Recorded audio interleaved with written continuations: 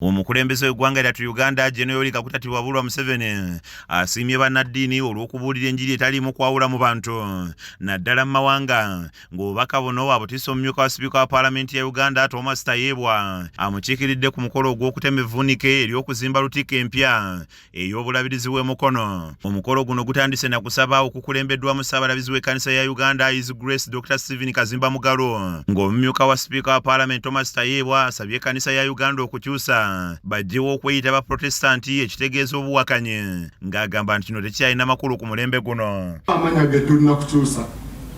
We are Anglicans, not Protestants. Protestinga ki? Neka yekalakasa. Yekalakasa biki? We are Anglicans. We are Church of Uganda. So, unity.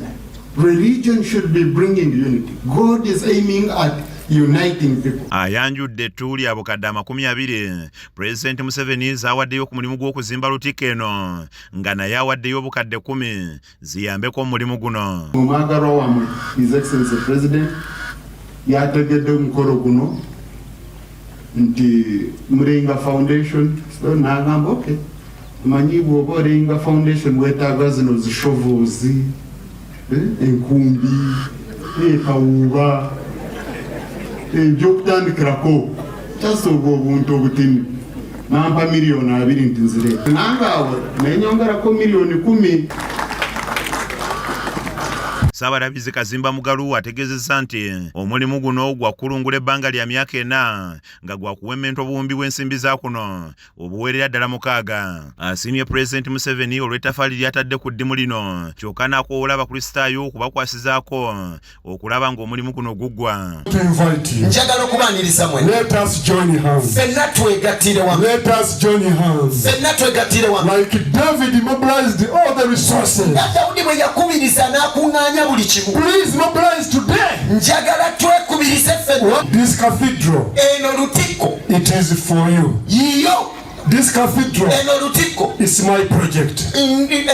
Mulimu gwange. Y'omulabirizi w'obulabirizi bw'emukono eno Sito Kagodo agamba nti omulimu guno gutandikidde mu kiseera ng'obulabirizi buweza emyaka 39 bukyabutandikibwawo ng'asiimye obuwagizi bwonna obubaweebwa gavumenti entakera. Emyaka 39 Katonda nga atuwadde obulabirizi bwe twetongola okuva ku bulabirizi bw'ennamirembe. Kwebaza olukiiko luno oluteesiteesi bwe twateekateeka nti ku lunaku olwabeerewo akabonero ak'enkukulana akalaga nti waliwo okusajjakula n'okukula kubanga omuntu w'emyaka 39 aba omusajja gwe bagamba tuludde naffe obulabirizi bwaffe tugamba bukuze butuludde. Anani Yansereko yakusakidde eggulire lino ku lwa KSTV agalero.